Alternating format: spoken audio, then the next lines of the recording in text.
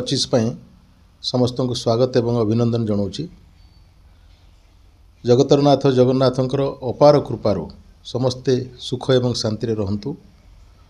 आसंता वर्ष ये विशेष वर्ष हो कारण वाजपेयी जींकर शतवार्षिकी जयंती पालन होची एवं संघ राष्ट्रीय स्वयंसेवक संघर मध्य शतवर्ष पूरण हवा पर तार वार्षिकी सब पूरण होची एवं स्वाधीनता संग्रामी विशिष्ट आदिवासी नेता बिरसा मुंडांकर मध्य ये वर्ष तांकर शतवर्ष पूरण वार्षिकी पालन होची।